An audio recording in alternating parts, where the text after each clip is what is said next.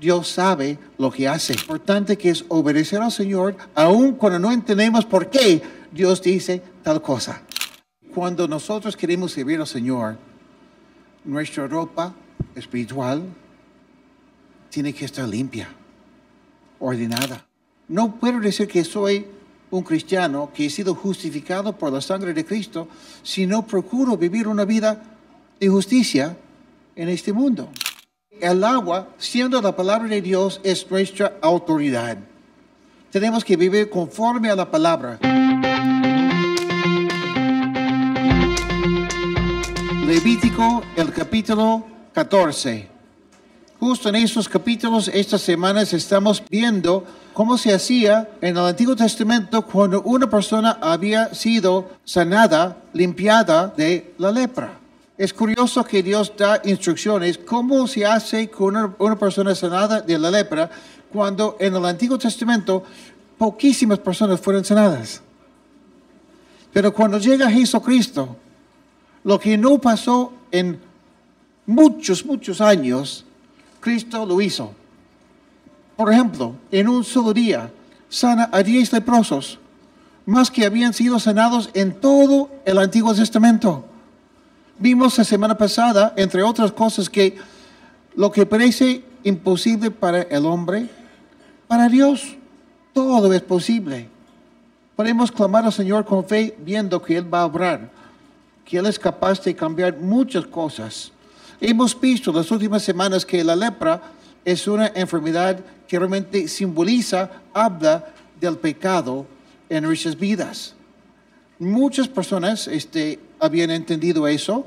Además, vemos historias en la Biblia donde la persona terminaba con la lepra como consecuencia del pecado.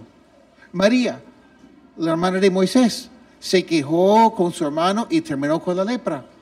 Varios reyes del Antiguo Testamento, por su pecado, terminaron con la lepra. Obvio que eso no quiere decir que todas las personas que están con la lepra están con la lepra por pecado.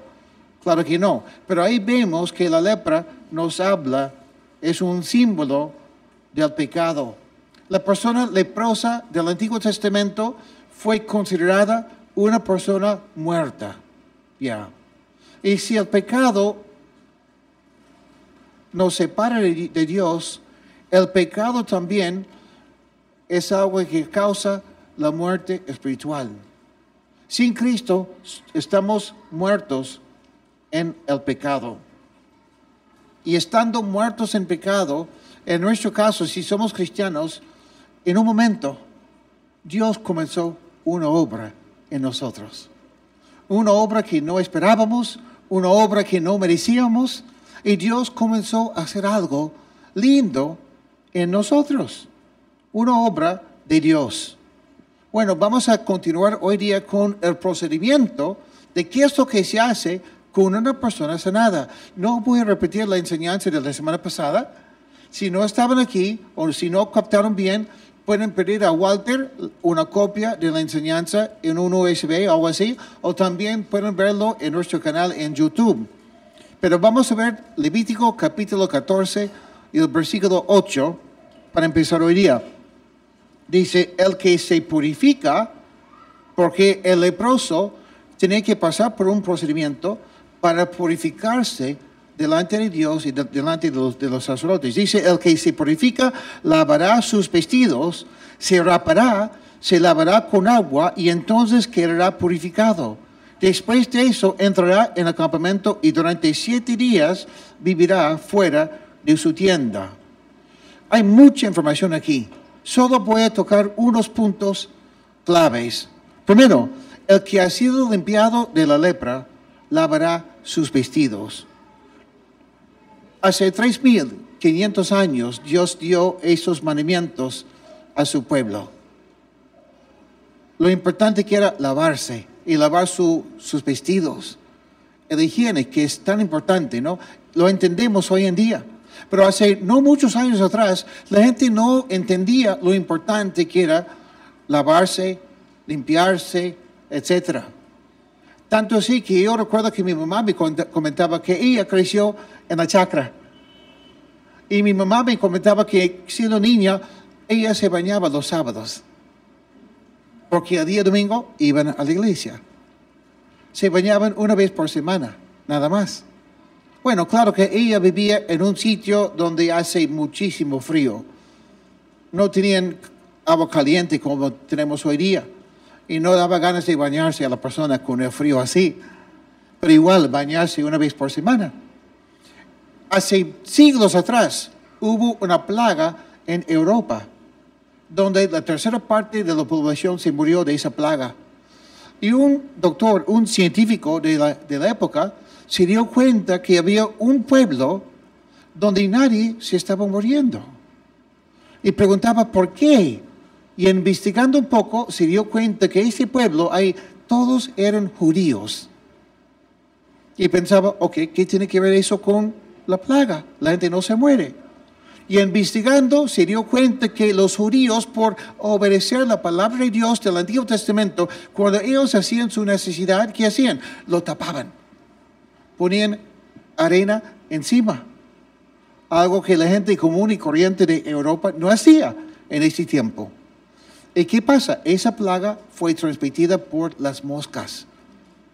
No voy a dar mayor información porque se pueden imaginar, ¿no? Pero imagínense, hace 3,500 años, Dios dio a su pueblo ciertos mandatos para su protección. Dios sabe lo que hace. Es algo que estamos viendo semana tras semana en estas escrituras. Que lo importante que es obedecer al Señor, aun cuando no entendemos por qué Dios dice tal cosa. Es para nuestra protección. Bueno, la higiene, la limpieza, lavarse, el vestido, en lo físico, creo que ya entendemos. Hasta la ropa también a veces tiene gérmenes y cosas así. Pero quizás también nos habla en la parte espiritual. ¿Cómo debemos de presentarnos como cristianos? Hablamos de eso un poco hace 2 semanas, pero quiero cambiar el enfoque un poco hoy día. ¿Cómo presentarnos delante de Dios? ¿Cómo presentarnos delante de la gente? O sea, nuestra forma de vivir. Porque definitivamente hay un vínculo entre lo físico y lo espiritual. Si una persona alaba al Señor con ganas, es porque ama al Señor. Y uno se da cuenta cuando una persona ama al Señor por su misma forma de actuar, cantar en la iglesia. Justo hoy día en la mañana vi un video de un hombre que hace una comparación entre los que son hinchas del fútbol y los que son fanáticos para Cristo.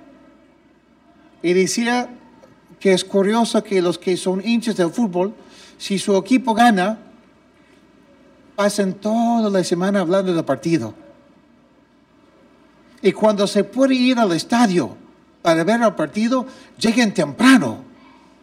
Y llegan con ganas. Y cuando el equipo mete gol, gritan. Y al día siguiente, te hablas con la persona, ¿qué tal el partido? Dice, buenazo, ya no puedo hablar.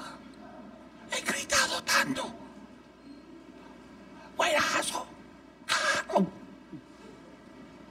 ¿No? Estaba diciendo, imagínense si una persona que no conoce el fútbol y que no conoce a Cristo iría a una iglesia cristiana y ver cómo la gente llega tarde y después del servicio empiezan a hablar de cualquier cosa. No estoy mirando a nadie, por si acaso. Y esa misma gente, cuando termina el culto, comienzan a hablar del partido. Y pasan toda la semana hablando del partido.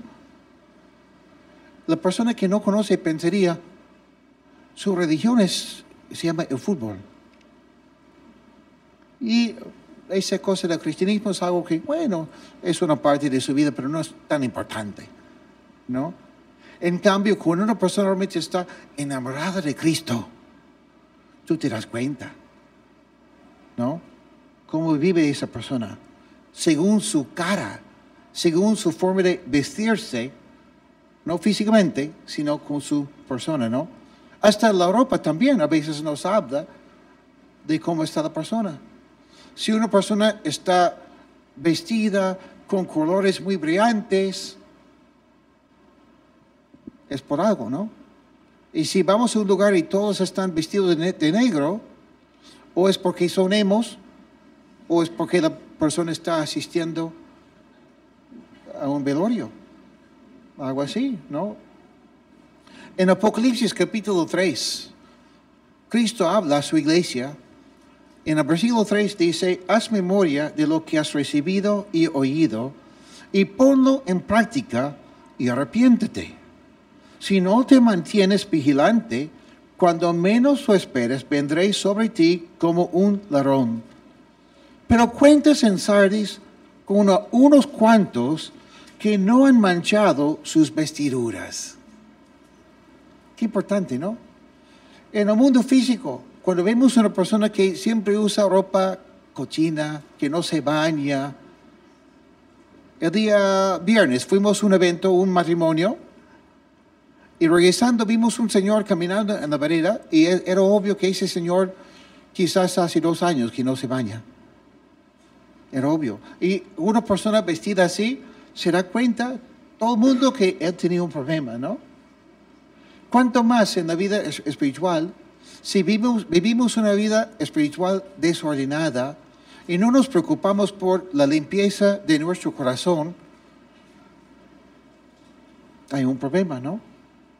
Pero dice aquí, y me da pena lo que dice Cristo cuando dice, pero cuentes en Sardis con unos cuantos que no han manchado sus vestiduras. Qué triste que dice unos cuantos, ¿no? La tendencia a veces en la iglesia cristiana es compararnos y decir, bueno, quizás ellos no están muy bien, pero no están tan mal tampoco. Y yo más o menos estoy igual que ellos. No hay por qué ser tan fanático. Pero cuando vemos la actitud de Cristo, unos cuantos que no han manchado sus vestiduras, ellos son dignos de andar conmigo vestidos de blanco. Yo quiero ser uno de esos unos cuantos, con un corazón limpio delante del Señor.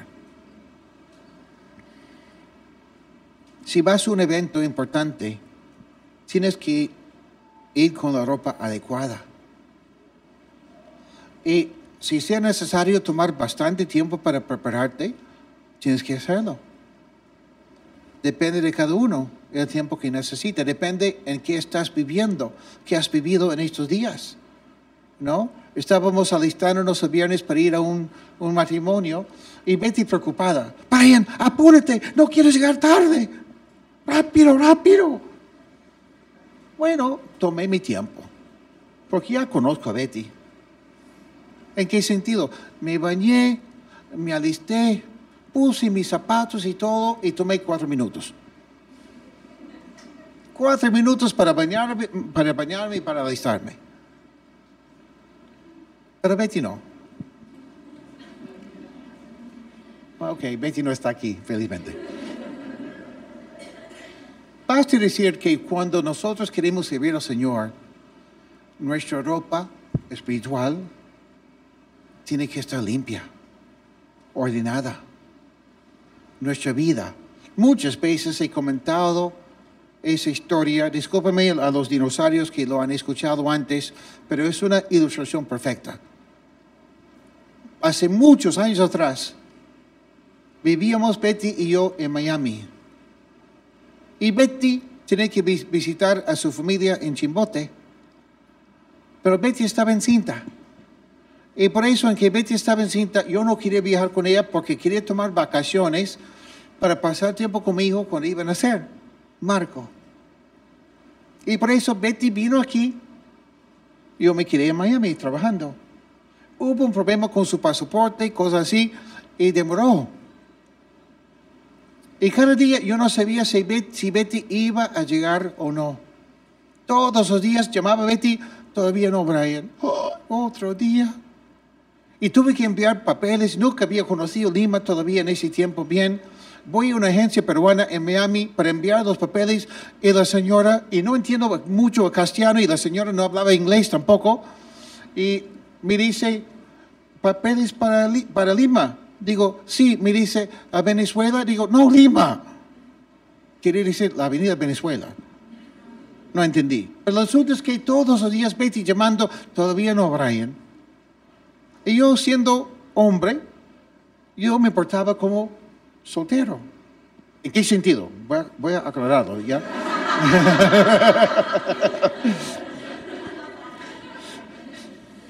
Mira, lo mal pensado que son ustedes. Arrepiéntense. ¿En qué sentido? Cocinaba, comía y dejaba el plato ahí. Y al día siguiente, otro plato.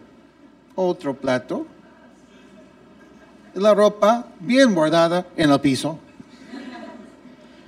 Y un día me llama Betty, me dice, Brian, esta noche llego.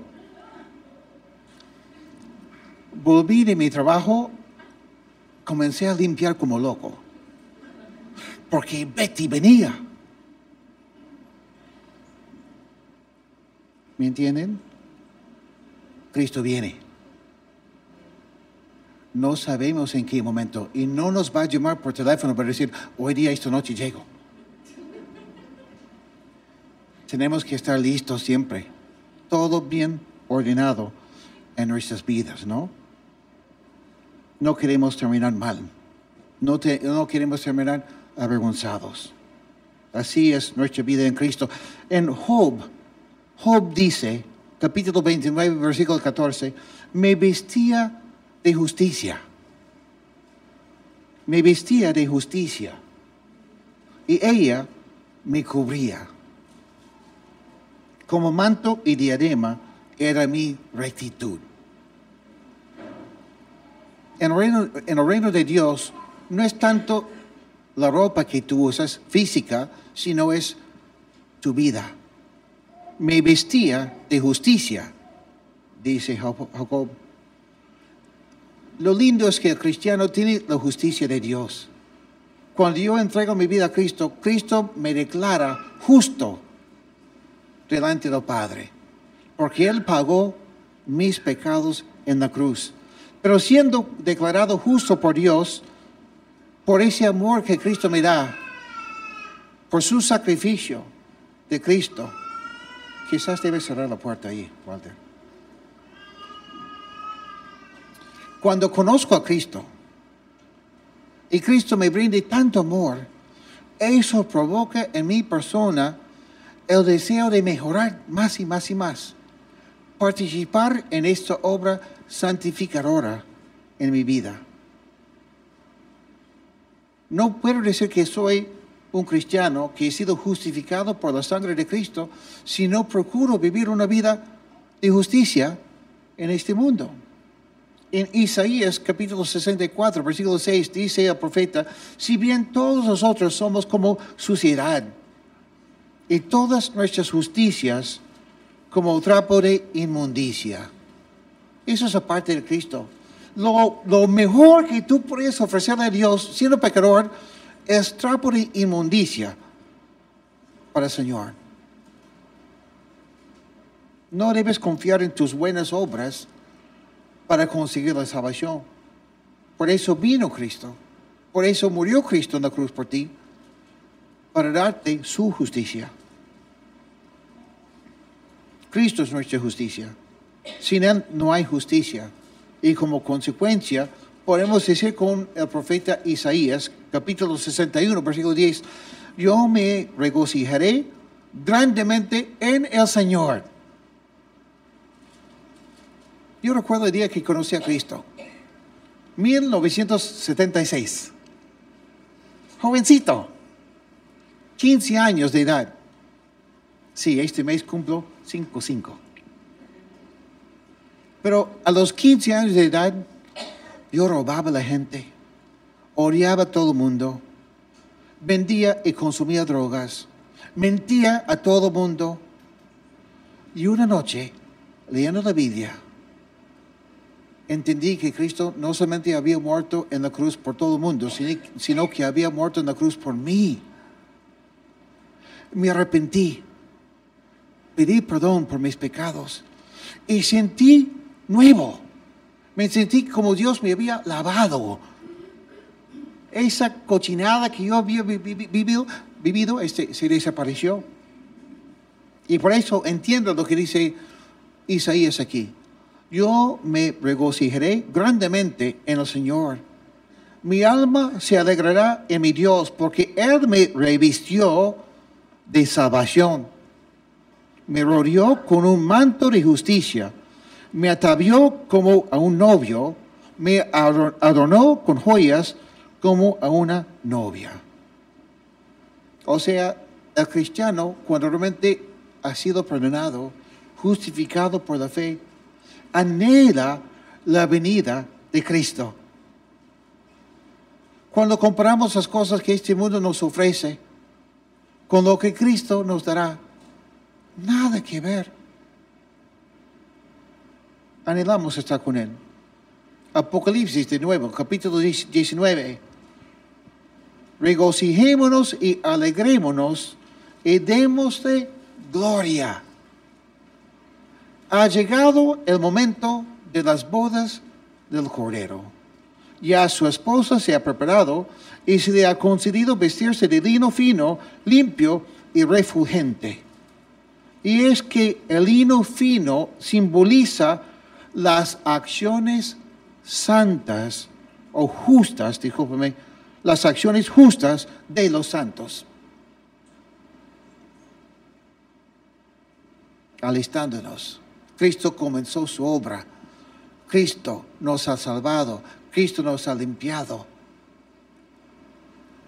Qué privilegio servirle. El cristiano entiende que está en este mundo todavía con un propósito. Servirle. Dice Cristo, Mateo capítulo 5, ustedes son la luz del mundo. Una ciudad asentada sobre un monte no se puede esconder. Tampoco se enciende una lámpara y se pone debajo de un cajón, sino sobre el candelero, para que alumbre a todos los que están en su casa. De la misma manera, que la luz de ustedes alumbre delante de todos, para que todos vean sus buenas obras y glorifiquen a su Padre que está en los cielos. Santiago, el medio hermano de Cristo, nos explica que no es la salvación sin obras. Si tú dices que tú eres salvo y no hay obras, debes preguntar si realmente eres salvo. Pero tampoco no es la salvación, no es la fe más obras. Claro. Entonces, confío en Cristo, pero también tengo que hacer obras para ser salvo. No. No es la fe sin obras y no es la fe más obras, sino es la fe que obra. La fe que obra. Cuando tú tienes fe, tu fe obra. ¿Entienden la diferencia? La persona limpiada, la persona sanada de la lepra, primero lava sus vestidos, su ropa, la apariencia delante de Dios y de las personas. Vive una vida recta delante del Señor. Y después, la siguiente cosa, la persona limpiada de la lepra se rapará. Tengo mi máquina aquí en mi casa, voy a bajarlo para que todos podamos ponerlo en la práctica.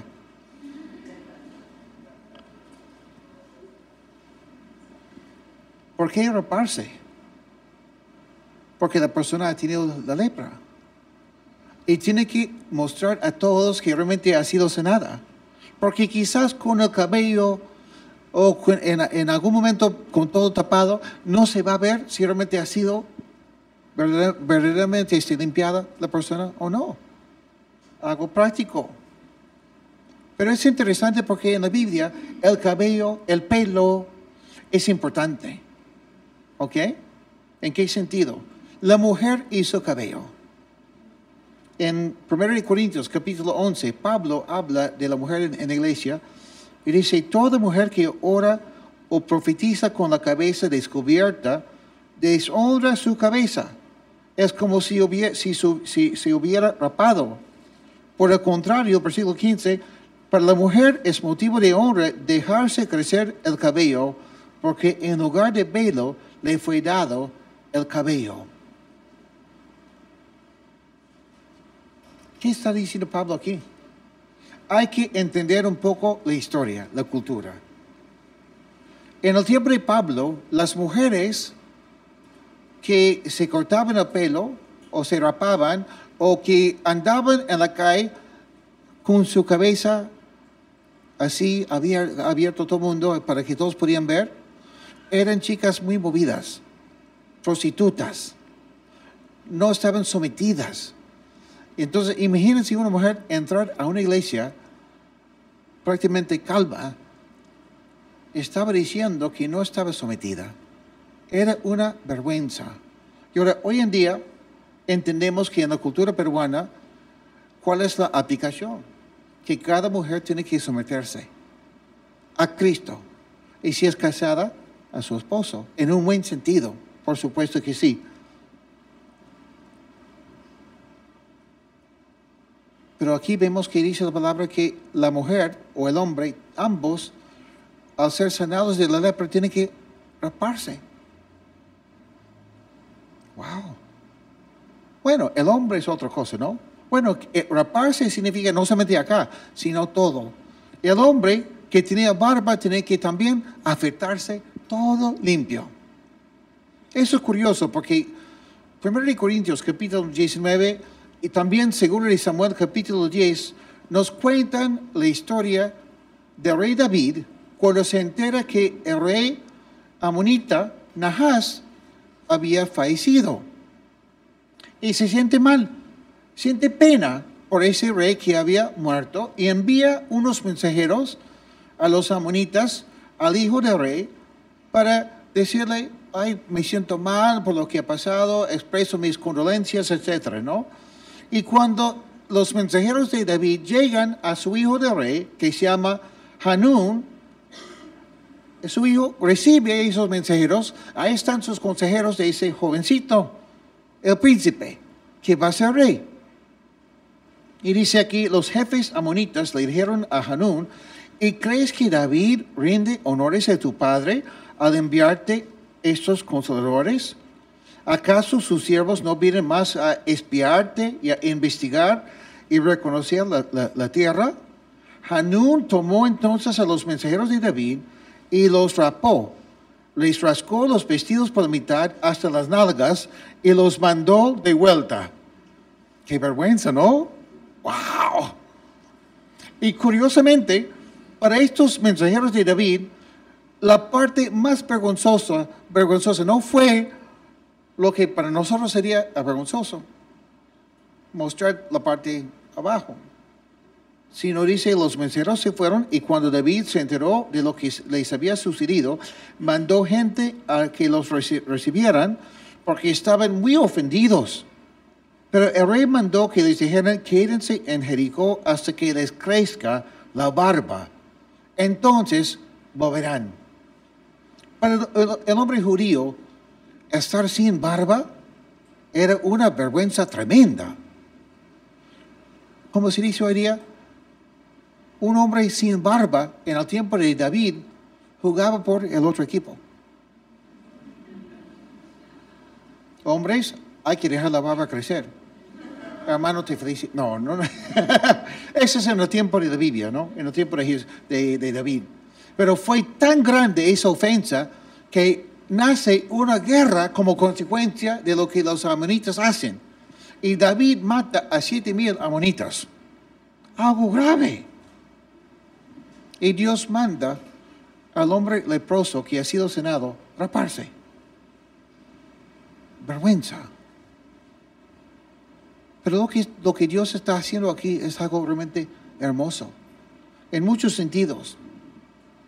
Está diciendo, mira, tú has estado muerto. Y ahora estás naciendo de nuevo. ¿Se acuerdan que la semana pasada vimos que cuando Dios sanaba a un leproso que su piel se volvía como la piel de un bebé?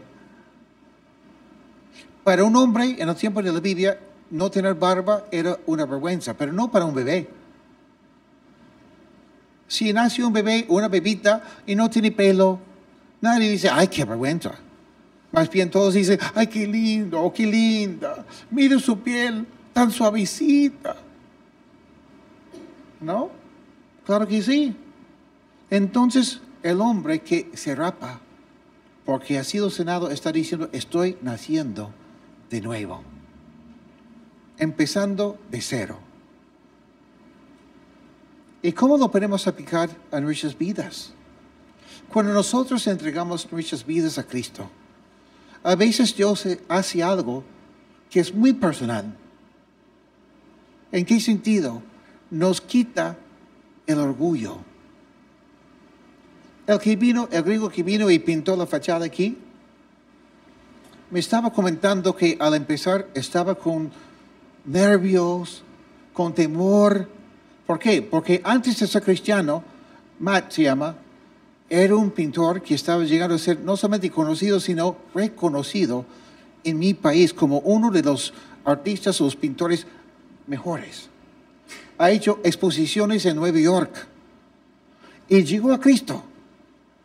Y cuando llegó a los pies de Cristo, un día se dio cuenta que el arte, la pintura para él, era un motivo de gloriarse, jactarse, mostrar a todo el mundo que él era el mejor.